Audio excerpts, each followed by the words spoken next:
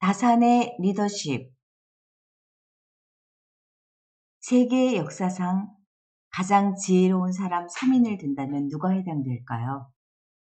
흔히 솔로몬, 포청천, 다산을 꼽습니다. 다산은 조선 후기 최고의 지혜로운 인물입니다. 다산에게는 4개의 키워드가 있습니다. 검소할 검, 청렴할 염, 교육하고 가르치는 권, 베풀고 나눔의 해입니다. 이 키워드는 우리의 삶의 지표이자 나침반입니다. 검소와 청렴은 품성에 관한 것이며 권함과 베품은 관계에 관한 것입니다. 세상에는 일을 하는 순서가 있습니다. 집을 지을 때는 바닥을 다지고, 즉 토대를 닦고 기둥을 세운 후 지붕을 덮습니다. 역량을 개발하는 데도 순서가 있습니다. 셀프 리더십을 함양하고 관계 리더십을 기릅니다. 안에서 밖으로, 나에게서 남에게로, 내면의 품성을 닦고 외면의 관계를 아름답게 만듭니다. 나를 배려하고 남을 배려합니다.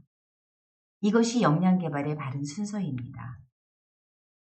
지금부터 다산의 4가지 인생 키워드를 살펴보겠습니다.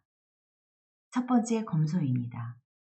검소란 자연 그대로의 상태를 말합니다.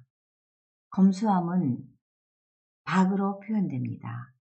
박이란 자연 그대로의 상태를 말합니다. 예를 들면 원목 가구는 자연 그대로의 상태를 잘 간직하고 있습니다. 꾸미거나 화장하지 않은 것은 자연 상태의 검소함입니다. 물질이 풍요로운 세상에서도 여전히 검소는 참 중요합니다. 검소의 본래 의미는 자연 그대로의 상태를 말합니다. 검소에서는 리더십이 자라지만 사치함에서는 리더십은 죽습니다. 검소함은 역량 개발의 첫 번째 단계입니다. 검소하지 않고서는 아무것도 이루어지는 일이 없습니다. 그러면 어떻게 하면 검소해질 수 있을까요? 다산은 절용하면 검소해진다고 명쾌하게 대답합니다. 즉, 물건을 아껴 쓰면 검소해집니다. 그러면 검소하면 뭐가 좋을까요? 청렴해지기 때문에 좋은 것입니다. 두 번째, 청렴입니다. 청렴해지면 뭐가 좋은 겁니까? 당당하고 떳떳해집니다. 부끄러울 것이 없게 됩니다. 청렴은 셀프 리더십의 종점입니다. 우리는 다음과 같은 청렴한 선비의 모습에서 은은한 감동을 느낍니다. 다산이 말하는 청렴한 선비는 이렇습니다. 물건이 없고 낡은 물건뿐이며 어깨 너머로 맑은 바람만 옷깃을 스칩니다. 떠나갈 때를 대비해서 문서와 장부를 잘 정리해 둡니다. 보수가 많거나 적다고 말하지 않고 다만 능력의 부족함을 말할 뿐입니다. 전임자의 허물을 탓하지 않습니다. 직위를 잃더라도 연연하지 않으며 슬퍼하지 않습니다. 권력에 의존하지 않습니다. 모든 책임은 자기에게로 돌리고 남을 책망하지 않습니다. 여러분은 일을 여러분이 하십시오. 책임은 내가 집니다. 라는 의미입니다. 청탁을 하지 않습니다. 간촉, 불행. 다산이 청렴에서 가장 중요하게 본 것은 무엇일까요? 간절하게 청탁, 부탁하지 않는 것입니다. 부탁하지 않을 때 우리의 마음은 의연해집니다. 남에게 요구하고 의지하며 무언가 해달라고 때를 쓸 때 우리는 비굴해집니다. 청렴은 부탁하지 않는 데서 나옵니다. 세 번째, 권함, 즉 알려주는 것입니다. 먼저 권고하고 그래도 안 되면 그 다음에 징벌합니다. 권하고 나서 가르치고 나서 안내하고 나서 말해주고 나서 그 다음에 징계하라는 것입니다. 권함이란 돕거나 권유하고 교육하며 가르치는 일입니다. 우리는 1차적으로 이렇게 하지 않고서 무조건 비판하고 징계하며 야단치고 화를 내며 벌을 줍니다.